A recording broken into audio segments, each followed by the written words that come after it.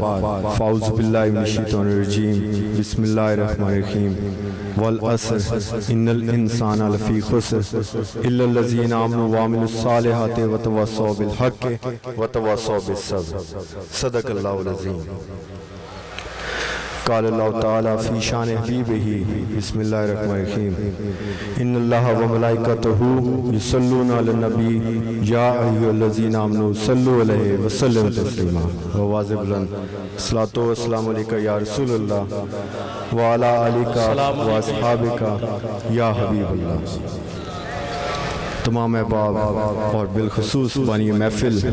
جنہوں نے اتنی خوبصورت محفل سجائی اور نبی کریم صلی اللہ علیہ وسلم کی آمد جس پر اللہ تعالیٰ بھی درود شریف پڑھتا ہے، اس کے فرشتے بھی، انسان بھی اور نبی کریم صلی اللہ علیہ وسلم، کیونکہ یہ دو روایات ہیں اور دونوں سے یہ حدیث ہیں، جس میں ایک ہے کہ جب ہم درود شریف پڑھتے ہیں تو فرشتہ نبی کریم صلی اللہ علیہ وسلم کی بارگاہ میں پہنچاتا ہے ہمارا درود شریف اور آپ صلی اللہ علیہ وسلم اس کا جواب دیتے ہیں۔ اور ایک حوالہ ہے جس میں نبی کریم صلی اللہ علیہ وسلم خود درود شریف جو اہل محبت جو پڑھتے ہیں اس کا جو درود شریف ہے وہ نبی کریم صلی اللہ علیہ وسلم خود سنتے ہیں اور اس کا خود جواب دیتے ہیں۔ اور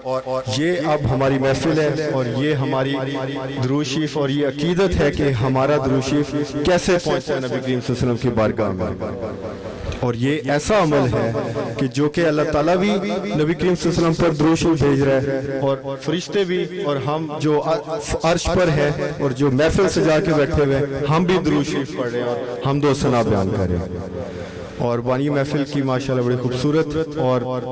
25ویں یہ اینیورسری اور ہر سال یہ سالانہ محفل ہے اور اللہ تعالیٰ ان کی یہ کوشش بھی اور ان کا جتنا بھی جو نیک مرادیں اللہ تعالیٰ پوری فرمائے،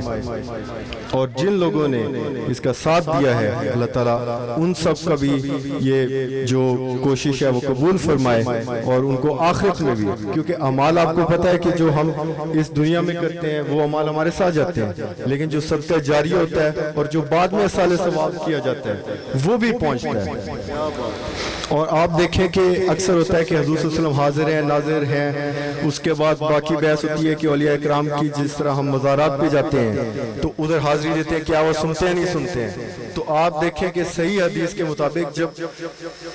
غزوہ بدر اس کے مقتولین جو کفار کٹے پڑے تھے آپ صلی اللہ علیہ وسلم نے ان کو گڑے میں جب پھینکا ان سے بھی خطاب فرما رہے تھے حضور صلی اللہ علیہ وسلم۔ جب حضرت عمر فاروق صلی اللہ علیہ وسلم نے پوچھا کہ کیا آپ صلی اللہ علیہ وسلم یہ آپ کی یہ بات سن رہے ہیں، کیا یہ آپ کی بات سمجھ رہے ہیں؟ تو آپ صلی اللہ علیہ وسلم نے فرمایا کہ اے عمر یہ تم سے بھی زیادہ سن رہے ہیں، پر یہ آگے جواب نہیں دے سکتے۔ یہ تو عام مسلمان جو جس کو ہم اپنی زندگی میں جانتے ہیں، اگر ہم قبرستان جاتے ہیں اس کو بھی سلام دیتے ہیں تو وہ بھی ہمارا سلام سنتا ہے اور جواب دیتا ہے۔ باقی اولیاء اکرام جو نبی کریم صلی اللہ علیہ وسلم کے ان کو نالین پاک کے صدقے جو شان ہے وہ تو اللہ تعالیٰ ہی جانتا ہے کہ اس کے محبوب صلی اللہ علیہ وسلم اور اس کے اولیاء اکرام کی کیا شان ہے اور ان کا فیض کیسے دن ہو رات ہو سردی ہو گرمی ہو چاہے کسی رنگ میں بھی ہو وہ جاری و ساری رہتا ہے۔ تو اس وجہ سے اور نسبت دیکھیں کیسی ہے کہ اللہ تعالیٰ نے ہمیشہ جو قسم اٹھائی ہے اور وہ بھی قرآن مجید کے الفاظ ہیں، آپ دیکھیں کیسی جو اہم ترین چیز ہوتی ہے اور خصوصاً جو نبی کریم صلی اللہ علیہ وسلم کے ساتھ جس چیز کی نسبت ہوتی ہے۔ آپ دیکھیں کہ حضور صلی اللہ علیہ وسلم نے اگر کملی والے نے چادر اوڑھی ہوئی ہے تو اللہ تعالیٰ ان کو یا ایھا المدثر بلایا، اور جو نبی کریم صلی اللہ علیہ وسلم کا زمانہ ہے والعصر اس کی قسم اٹھا رہے ہیں، اس عصر کی، اس زمانے کی، اس ٹائم کی، اس وقت کی قسم اٹھائی جا رہی ہے۔ تو آپ دیکھیں کہ اللہ تعالیٰ کو نبی کریم صلی اللہ علیہ وسلم کی کس چیز سے محبت ہے، اور صرف یہی نہیں جس چیز کی نسبت نبی کریم صلی اللہ علیہ وسلم سے ہے اللہ تعالیٰ کو اس سے بھی محبت ہے۔ آپ یہ دیکھیں کہ چاہے وہ اہل بیت ہو، چاہے صحابہ کرام ہو، چاہے اولیاء کرام ہو، اللہ تعالیٰ کو نبی کریم صلی اللہ علیہ وسلم کے جوڑوں کے صدقے سب سے محبت ہوتی ہے۔ آپ دیکھیں کہ جب نبی کریم صلی اللہ علیہ وسلم کا وصال ہوا تو چند دن بعد تقریباً ہفتے بعد حضرت علی کرم اللہ وجہ الکریم اور حضرت ابو بکر صدیق رضی اللہ عنہ تشریف لے کر جاتے ہیں حاضری دینے کے لیے۔ تو جب آپ دروازے پر پہنچتے ہیں تو تقریباً دونوں اکٹھے ہی ہوتے ہیں، تو حضرت علی کرم اللہ وجہ فرماتے ہیں کہ اے ابو بکر صدیق آپ پہلے تشریف لے جائیں۔ اور حضرت ابو بکر صدیق رضی اللہ عنہ فرماتے ہیں کہ نہیں حضرت علی آپ پہلے تشریف لے جائیے. تو حضرت علی کرم اللہ وجہہ الکریم فرماتے ہیں کہ میں کیسے آپ سے آگے بڑھوں, میں پہلے کیسے جاؤں, کہ میں نے نبی کریم صلی اللہ علیہ وسلم سے خود سنا ہے کہ ابو بکر وہ ہستی ہے, وہ شخص ہے جس وقت سب نے انکار کیا تو اس نے سب سے پہلے میرا اقرار کیا. سبحان اللہ, سبحان اللہ. اور حضرت ابو بکر صدیق رضی اللہ عنہ آگے سے فرماتے ہیں کہ اے حضرت علی میں آپ سے کیسے پڑھوں, کہ میں نے بھی نبی کریم صلی اللہ علیہ وسلم سے سنا ہے کہ جس طرح میں اللہ تعالیٰ کا محبوب ہوں علی میرا محبوب ہے. تو جیسے اللہ تعالیٰ نبی کریم صلی اللہ علیہ وسلم کو پیار کرتا ہے, جیسے محبت ہے, جیسے وہ محبوب ہے, اسی طرح حضرت علی کرم اللہ وجہہ الکریم نبی کریم صلی اللہ علیہ وسلم کے محبوب ہے, اور نبی کریم صلی اللہ علیہ وسلم اسی طرح حضرت علی سے پیار کرتا ہے. تو اس طرح آپ دیکھیں کہ حضرت علی کرم اللہ وجہہ نے اسی نسبت سے اپنے بیٹوں کے نام بھی انہی کے نام پر رکھے. ابو بکر بن علی, عمر بن علی, عثمان بن علی, جس کو حضور شیخ الاسلام غریب نواز نے بھی اپنی کتاب میں یہ لکھا ہے. اور یہی نسبت ہے کہ حضور شیخ الاسلام غریب نواز نے حضرت ثالث غریب نواز سے لے کر آپ دیکھیں کہ اس وقت سبیل لگتی ہے 10ویں محرم کو بھی اہل بیت کے, اور بالخصوص حضرت امام حسین رضی اللہ عنہ کے شہادت کے اور ان کے اثار ثواب اور ان کے درجات بلندی کے. آپ دیکھیں کہ ایک دفعہ یہ بھی ایک واقعہ آپ سب نے سنا ہوگا, میں مختصراً بیان کرتا ہوں کہ حضرت شیخ الاسلام غریب نواز کو یہ خیال آیا کہ جو ہم کوشش کرتے ہیں, جو سبیل لگاتے ہیں, کیا وہ اللہ تعالیٰ کے محبوب اور اہل بیت کو کیا وہ قبول بھی ہے, وہ پسند بھی فرماتے ہیں یا نہیں. تو اسی کچھ لمحے بعد آپ کو نیند آ جاتی ہے, تو اس میں بشارت ہوتی ہے کہ شہزادے خود تشریف لاتے ہیں, اور وہ اس سبیل سے جو تبرک ہے وہ تبرک اس کو بناتے ہیں, اس لنگر شریف کو شرف بخشتے ہیں اور قبول فرماتے ہیں. اور یہ سارا منظر دیکھ کے آپ اٹھتے ہیں اور اتنا خوش ہوتے ہیں. اور اس طرح کی اور بھی کافی بشارتیں ہیں. اور حضرت اعلیٰ پیر صاحب نواز آپ کو تو ظاہری طور پر نبی کریم صلی اللہ علیہ وسلم چاروں یاروں کے ساتھ تشریف لائے, جو دادا باغ آج بھی مسجد ہے, اور آپ کو اس وقت دستار بندی فرمائی نبی کریم صلی اللہ علیہ وسلم نے, اور اس وقت آپ کے جو خلفاء تھے اس وقت موجود تھے. آپ نے کہا کہ میری زندگی میں یہ واقعہ نہیں بتانا, تو شکر ہے کہ انہوں نے یہ نہیں کہا کہ کبھی بھی نہیں بتانا. جیسے آپ کا وصال ہوا اس وقت جو آپ کے خلفاء اس وقت موجود تھے, جو آئے وٹنس تھے, انہوں نے پھر اس وقت یہ سارا ماجرا بیان کیا. سبحان اللہ, سبحان اللہ. تو یہ وہ نسبت ہے کہ آپ دیکھیں کہ حسنین کریمین